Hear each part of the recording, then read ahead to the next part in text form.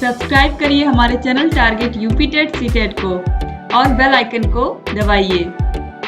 Hello friends, मैं रेनू स्वागत करती हूँ आप सभी भावी अध्यापक एवं अध्यापिकाओं का आपके अपने channel Target UP TET CTET में।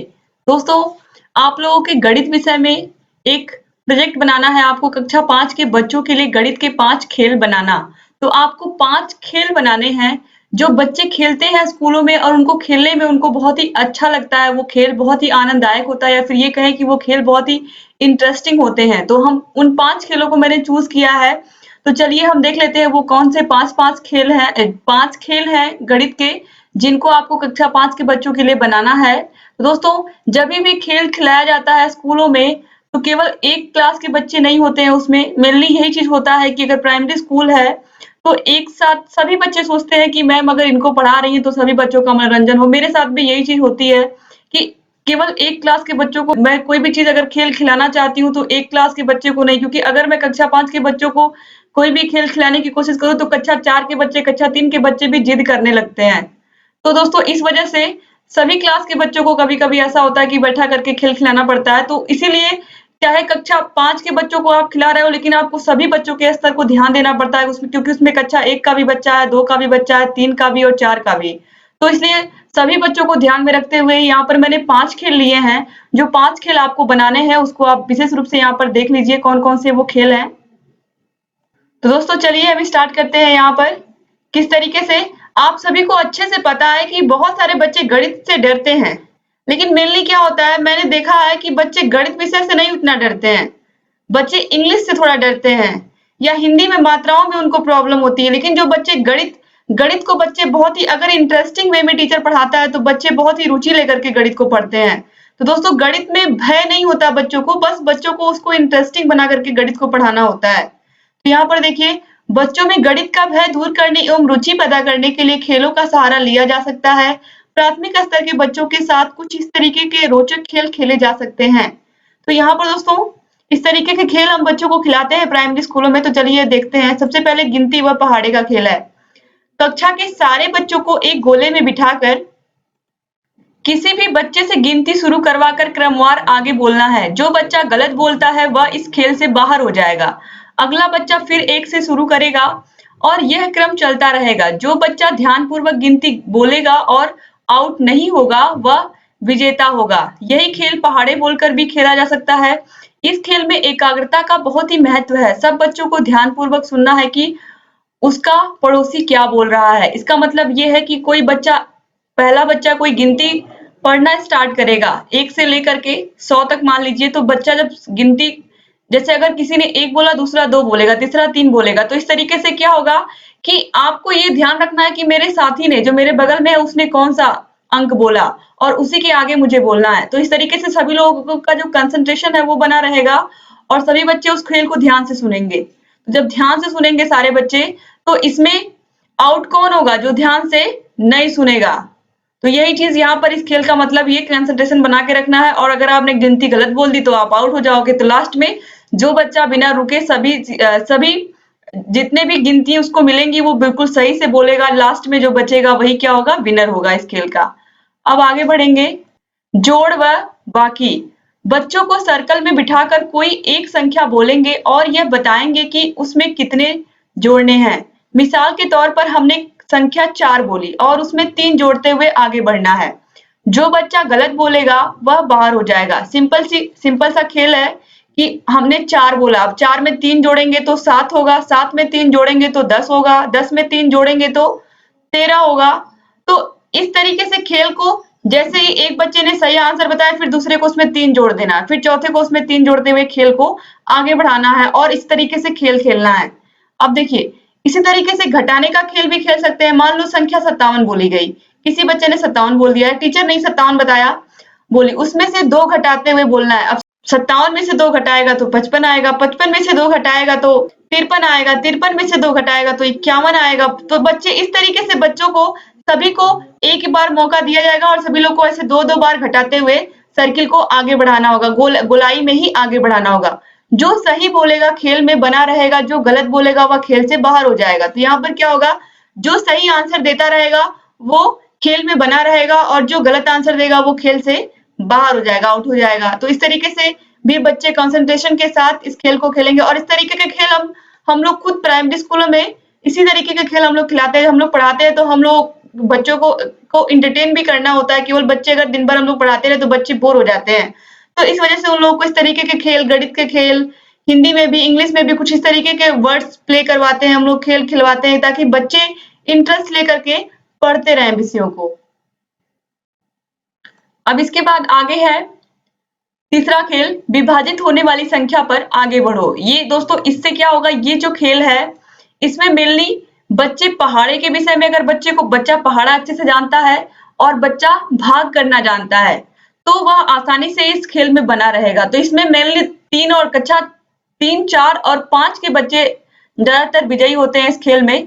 विभाजित होने वाली संख्या पर आगे बढ़ो या गुड या क्या फर्क पड़ता है आदि शब्द बोलना है। उदाहरण के लिए 4 से विभाजित संख्या नहीं बोलनी है, यानी कि बच्चे 1, 2, 3 बोलेंगे लेकिन 4 आने पर आगे बढ़ो बोला जाएगा। मतलब ये है कि अगर टीचर ने डिसाइड कर लिया कि 4 से विभाजित होने वाली संख्या नहीं बोलनी है तो बच्चा 1, 2, 3 बोलेगा लेकिन 4 नहीं बोलेगा, क्योंकि 4 से कट जाएगा। फिर बच्चा क्या बोलेगा, अगला बच्चा क्या बोलेगा, 4 तो बोलेगा नहीं, वो बच्चा क्या बोलेगा, वो बच्चा बोलेगा गुड या फिर क्या फर्क पड़ता है बोलेगा, जिसको 4 मिलेगा। फिर आगे 5वां बच्चा 5 बोलेगा, फिर 6, फिर 7, फिर जिसको 8 मिलेगा वो क्या बोलेगा, क्या फर्क पड़ता है। फिर इस तरीके से, मतलब कि जहां पर भी 4 से विभाजित होने वाली संख्या आएगी, 4 से विभाजित होने वाली संख्या क्या, 8 है। उसके बाद फिर क्या आएगा, फिर 12 आएगा, फिर 16 आएगा। तो इस तरीके से उन संख्याओं को नहीं बोलना है जो 4 से डिवाइड हो जाएंगी, 4 से कट जाएंगी। तो इस तरीके से ये खेल खेला जाएगा। अगला बच्चा 5 बोलेगा। इस खेल में बहुत ही आनंद आता है। ध्यान आकर्षण के साथ सहज भाव से बालक किसी भी संख्या से विभाजित होने वाली संख्या को सीख जाता है। तो इस तरीके से खेल खेल में बच्चे पहाड़ा और साथ ही साथ भाग करना भी सीख जाते हैं। तो ये खेल भी बहुत इंटरेस्टिंग है। अब इसके बाद आगे देखेंगे, आगे है ज्यामिति आकृतियां। ज्यामिति आकृतियों को पहचानने का भी एक खेल बच्चों को खिलाते हैं। देखिए, पहली कक्षा में बच्चों को कोण, त्रिभुज, आयत, वर्ग, वृत्त, बेलन बताकर, समझाकर फिर इस पर आधारित खेल खिलाते हैं। एक गोला बनाकर उसमें कोण, त्रिभुज, आयत, वर्ग, वृत्त, गोला आदि बनाकर बच्चों को गोले में चारों ओर दौड़ने के लिए कहा जाता है। फिर बोला जाता है कि आयत, त्रिभुज में 2, 3 या 4 छात्र खड़े होंगे। जो बच्चे पहचान कर इन आकृतियों में खड़े हो जाते हैं वे खेल में बने रहते हैं। दूसरी आकृतियों में खड़े होने वाले खेल से बाहर हो जाते हैं। जहां यह खेल आनंददायी है वहीं पर ज्यामितीय आकृतियों की पहचान कराने में बड़ा कारगर। ये बहुत ही आसान है। आप स्कूल के आगे अपने बाउंड्री में ही, स्कूल में ही आप बाहर इस तरीके से आप सर्कल बना सकते हैं या आप ट्रायंगल बना सकते हैं।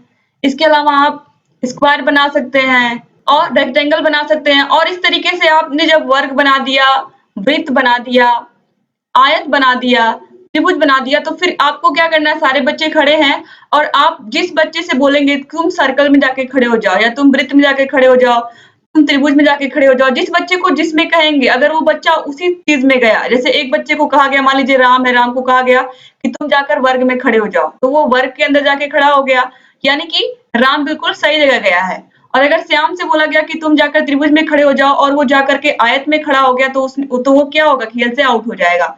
तो इस तरीके से ये ज्यामितीय आकृतियों वाला खेल है। और इस तरीके से बच्चे क्या समझेंगे, बच्चे समझेंगे कि त्रिभुज किसे कहते हैं, आयत किसे कहते हैं, वर्ग किसे कहते हैं, वृत्त किसे कहते हैं। अच्छे से बच्चे इस चीज को समझेंगे। तो इस तरीके से ये ज्यामितीय आकृतियों वाला खेल हो गया। अब यहाँ पर देखिए जो 5वां खेल है वो है खेल खेल में मूल्यांकन। अधिगम स्तर को जांचने के लिए हम किसी भी विषय में इस खेल को आजमा सकते हैं। भय युक्त परीक्षा प्रणाली से हटकर खेल में जो कुछ हमने सिखाया उसकी जांच हम कर सकते हैं। यानी कि रियलिटी ये भी है कि अगर बच्चे जब एग्जाम देते हैं तो बहुत डरे हुए होते हैं। जब उनको कॉपी मिलती है एग्जाम की, एग्जाम पेपर मिलता है तो बहुत डरे हुए रहते हैं। और अगर उनको खेल के माध्यम से हम उनका मूल्यांकन करें तो इससे अच्छी चीज कोई हो ही नहीं सकती है। देखिए, छोटे छोटे प्रश्न बनाकर उनको पर्चियों में लिख दें। इनमें जितना हमने बच्चों को सिखाया है उससे संबंधित ही प्रश्न हो। कक्ष में ही बच्चों को एक घेरा बनाकर बिठा दें। बारी बारी से एक बच्चा पर्ची खोलेगा, प्रश्न पढ़ेगा और उसका उत्तर देगा। यदि बच्चा प्रश्न का उत्तर देता है तो वह खेल में बना रहेगा। गलत जवाब पर खेल से बाहर हो जाएगा। यह क्रम निरंतर चलता रहेगा। जो बच्चा सबसे अंत तक खेलेगा वह खेल का विजेता होगा, जिसे हम छोटा-मोटा पुरस्कार देकर उत्साहित भी कर सकते हैं। इस खेल से हमारे सिखाने की प्रक्रिया का आकलन होगा, वहीं अधिगम स्तर को जांचने का बेहतरीन माध्यम होगा। दोस्तों, अगर आप एक टीचर हो, आप एक प्रधानाध्यापक हो या फिर आप एक सहायक अध्यापक हो, खासकर हम लोगों को बच्चों के लिए हमेशा हमारे हमारे पर्स में हमेशा एक चॉकलेट होता है, चाहे टॉफी होती है, ये हमेशा रखा होता है बच्चों के लिए कि अगर किसी ने बच्चे ने कुछ भी अच्छा किया तो उसको टॉफी मिलनी चाहिए। अगर किसी बच्चे ने अच्छी हैंडराइटिंग में लिखा तो उसको टॉफी मिलनी चाहिए। इस तरीके से बच्चों में एक उत्साह रहता है कि मैम कुछ ना कुछ लेकर के आई हैं हमारे लिए और हमको अच्छा करना है, क्लास में शांत रहना है। तो इस तरीके से आपको बच्चों को छोटा-मोटा पुरस्कार भी देना होता है और बच्चों को उत्साहित भी करके रखना होता है स्कूलों में, क्योंकि प्राथमिक विद्यालय के बच्चों से आप जितना स्नेह रखोगे, जितना प्रेम रखोगे, तो उतना ही बच्चे सीखेंगे और साथ ही साथ आपके साथ अनुशासन में भी रहेंगे बच्चे। और यहाँ पर देखिए, यह खेल हम किसी भी पाठ के पश्चात खेल सकते हैं। क्योंकि यहाँ पर प्रश्नों की बात हो रही है, तो आपने अगर एक कक्षा 2 या 3 में अगर आपने हिंदी विषय पढ़ाया है, हिंदी विषय में या जिसको कलरव हम बोलते हैं, कलरव विषय में आपने पढ़ाया है और उसका अगर आप टेस्ट लेना चाहते हो, तो सबसे अच्छा तरीका इसी खेल को खिलाना है कि आपने छोटे-छोटे क्वेश्चन बना दिए हैं और उसको पर्चियों में बंद कर दिया है और ऐसे ही बच्चों को आप देते हुए जा रहे हो और लास्ट तक जो बच्चा सभी क्वेश्चंस के आंसर बिल्कुल सही देता है, उसको आप पुरस्कार दे सकते हो। और इस तरीके से ये जो खेल है, इससे बच्चे को ये भी आपको पता चलेगा कि किस बच्चे ने इस पाठ को कितने ध्यान से पढ़ा था। इस प्रकार और भी खेल खेले जा सकते हैं जिनके द्वारा हम बालकों से गणित विषय का डर निकाल कर उनमें रुचि पैदा कर सकते हैं। तो चाहे गणित विषय हो या फिर हिंदी विषय हो या इंग्लिश विषय हो, ये जो खेल है लास्ट वाला, ये आप किसी भी विषय के साथ खेल सकते हैं। बाकी और तो सब गणित के थे, लेकिन ये जो है इसमें आप हिंदी विषय और इंग्लिश विषय को भी इस तरीके से गणित के साथ-साथ ही आप इन विषयों को भी इस तरीके से बच्चों को ये खेल भी खिला सकते हैं। तो उम्मीद करती हूँ कि आपको ये पूरे पाँचों खेल बहुत ही अच्छे लगे होंगे और बहुत ही शानदार तरीके से आप इनको लिखेंगे और इसको समझेंगे भी, क्योंकि आगे चल के आप लोग भी भविष्य में टीचर ही बनने वाले हैं। तो उम्मीद करती हूँ कि आपको आज का पूरा सेशन अच्छा लगा होगा और ये पूरे पाँचों खेल बहुत ही अच्छे से समझ में आए होंगे। और दोस्तों, जैसा कि मैंने अभी जितने भी वीडियोस आप लोगों के लिए बनाए हैं प्रोजेक्ट के, मैंने पहले भी बोला था कि मैं कोई भी प्रोजेक्ट आपका छोड़ूंगी नहीं। इस बार लगातार सभी प्रोजेक्ट वर्क मैं आप लोगों का करवाऊंगी। पिछली बार भी मैंने करवाया था, तो जितना भी प्रोजेक्ट वर्क मैंने करवाया है उसका पीडीएफ भी आप लोगों को लगातार दिया है। इसके साथ ही साथ मैंने सभी का एक प्लेलिस्ट बना दिया है, सभी का। तो यहाँ पर दोस्तों आपको जितने भी अब तक हमने वीडियोस बनाए हैं प्रोजेक्ट वर्क के, आपको सभी की वीडियोस यहाँ पर इसी वीडियो के नीचे डिस्क्रिप्शन बॉक्स में मिल जाएंगी। आप सभी की वीडियोस देख सकते हैं और आपको सभी से बहुत हेल्प मिलेगी और आप लोग अपना प्रोजेक्ट कार्य बहुत ही अच्छे से करेंगे। तो उम्मीद करती हूँ कि आपको ये पूरे वीडियोस जितने भी हम बना रहे हैं सब बहुत अच्छे लग रहे होंगे।